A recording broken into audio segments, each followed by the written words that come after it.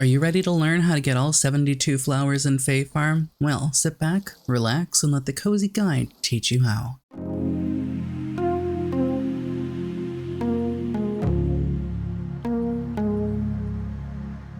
I want to give you a heads up on something before we kick this video off. There are many ways to go ahead and breed flowers, whether you're looking at the steps or flower bed layouts. What you're about to see in this video is just how I personally go about this. Within the Fae Farm Discord, there are many flower breeding guides, and I urge you to check those out as well. The link to the Discord will be in the description below. First off, you're going to want to obtain the flower starters in the first place. To the east of the central market, you'll find Rosalind, who will eventually give you a side quest to plant and crossbreed your first flowers. From her, you can purchase red roses, white lilies, and yellow tulips for 10 florins each. Once you've progressed further into the storyline, you can find Asphodel, right here, who sells blue hyacinths, green zinnias, and magenta trilliums for 45 florins each. Once you've obtained your flower starters, you'll want to start planting them. In order to do so, you will need to place down flower soil beds, which are made using 1 oak log, 1 silt, and 1 mulch per square placed.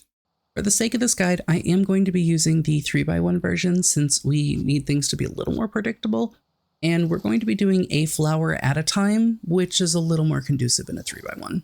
Flower breeding is based on color genes and passing them to the empty space between the parent flowers. You can end up with either one of the parent flowers or a combination of the parents.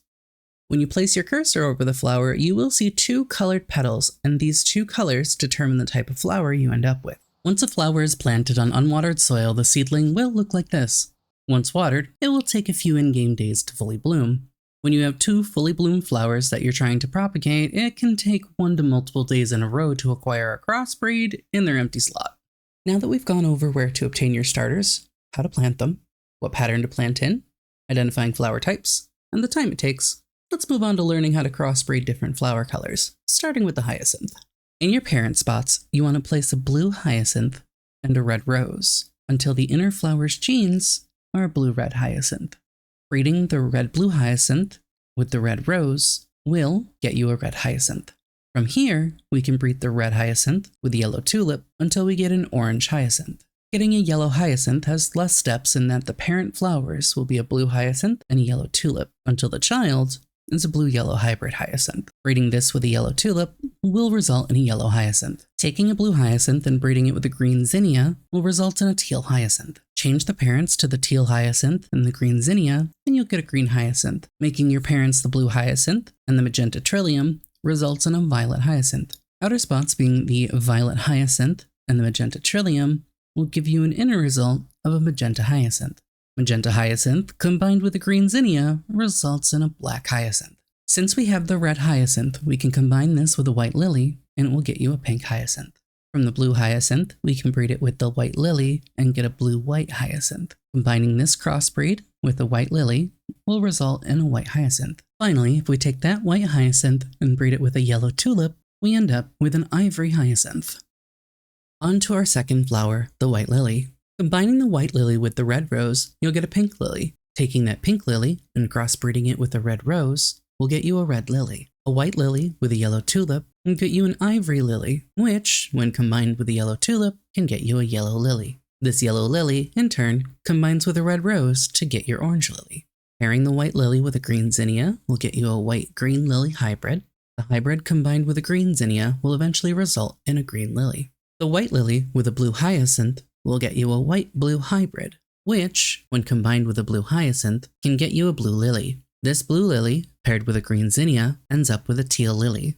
Taking a white lily and breeding it with the magenta trillium will result in a white-magenta hybrid. Change those parents to be the white-magenta lily hybrid with a magenta trillium, and you'll get a magenta lily.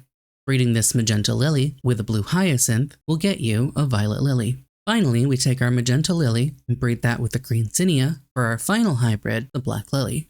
Let's move on to the rose, which is the first red flower you'll get access to, and is essential for crossbreeding to get your hybrids. In your parent spots, you want to place a red rose and a yellow tulip until the inner flower is an orange rose. Breeding the orange rose with the yellow tulip will get you a yellow rose. Place a red rose in one parent spot and a green zinnia in the other until the inner spot as a red-green hybrid rose. Breeding this with a green zinnia will result in a green rose. Taking a red rose and breeding it with a blue hyacinth will result in a red-blue rose. Change the parents to the red-blue rose and the blue hyacinth to get the blue rose. With this blue rose, you'll crossbreed it with a green zinnia to create the teal rose.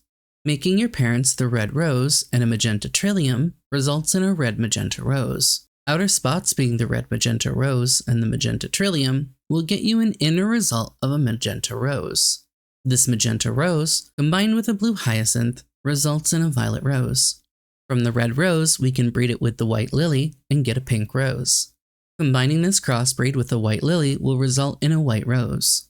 Combining the white rose with the yellow tulip results in the ivory rose. And finally, we take our magenta rose and combine this with the green zinnia to create the final rose color, the black rose. On to our next flower, the magenta trillium. Combining the magenta trillium with the red rose, you'll get a magenta red trillium. Taking that magenta red trillium and crossbreeding it with a red rose will get you a red trillium. From here, we can breed the red trillium with a yellow tulip to obtain the orange trillium. A magenta trillium with a blue hyacinth will get you a violet trillium, which, when combined with a blue hyacinth, can get you a blue trillium. Pairing the blue trillium with the green zinnia will get you a teal trillium. This hybrid, combined with a green zinnia, will eventually result in a green trillium. The magenta trillium with the white lily will get you a magenta white hybrid trillium, which, when combined with a white lily, can get you a white trillium. And this white trillium, paired with a yellow tulip, ends up with an ivory trillium. Taking a red trillium and breeding it with a white lily will result in a pink trillium. And finally, we take our magenta trillium and breed that with a green zinnia for our last color, the black trillium. Moving on, let's start with the tulips, which is the first yellow flower you'll get access to. In your parent spots, you want to place a yellow tulip and a red rose until the inner flower is an orange tulip. Breeding the orange tulip with the red rose will get you a red tulip. From here, breeding this red tulip with a white lily ends up with a pink tulip. Get a yellow tulip in one parent spot and a green zinnia in the other until the inner spot has a yellow-green hybrid tulip. Breeding this with a green zinnia will result in a green tulip. Taking a yellow tulip and breeding it with a blue hyacinth will result in a yellow-blue tulip. Change the parents to the yellow-blue tulip and the blue hyacinth to get the blue tulip. With this blue tulip, you'll crossbreed it with a green zinnia to create the teal tulip. Making your parents the yellow tulip and magenta trillium results in a yellow magenta tulip. Outer spots being the yellow magenta tulip and the magenta trillium will give you an inner result of a magenta tulip. This magenta tulip combined with a blue hyacinth results in a violet tulip. From the yellow tulip, we can breed it with the white lily and get an ivory tulip. Combining this crossbreed with a white lily will result in a white tulip. Finally, we take our magenta tulip and combine this with green zinnia to create the final tulip color, the black tulip. Moving on, let's talk about our last flower, the green zinnia. Combining the green zinnia with the red rose, you'll get a green-red zinnia. Taking that green-red zinnia and crossbreeding it with the red rose will get you a red zinnia.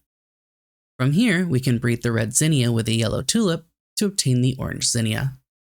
A green zinnia with a yellow tulip will get you a green-yellow zinnia, which, when combined with a yellow tulip, can get you a yellow zinnia. Pairing the yellow zinnia with the white lily will get you an ivory zinnia. The ivory zinnia, combined with the white lily, will eventually result in a white zinnia. The green zinnia with a blue hyacinth will get you a teal zinnia. This teal zinnia, combined with a blue hyacinth, can get you a blue zinnia. This blue zinnia, paired with the magenta trillium, ends up with a violet zinnia. Taking a red zinnia and breeding it with the white lily will result in a pink zinnia. We take our green zinnia, breed that with the magenta trillium for the black zinnia. And for our last color, we take the black zinnia and breed this with a magenta trillium to get the magenta zinnia. I hope you enjoyed this video in learning the flower basics and flower breeding so you can get all the different variations of the flowers that can be made in Azoria. The graphics used in this video that show the step-by-step process to get all of your hybrids will be included in the description below. Along with that, you'll be able to find the link to the Fae Farm Discord, where you can find so many guides for so many different things written by so many different wonderful people. If you've made it to the end of the video, thanks for sticking around to learn the flower breeding basics for Fae Farm. Thank you so much for watching today. I hope you enjoyed. If you did, please do hit the like button below, and if you're brand new, consider subscribing, and I'll see you in Azoria.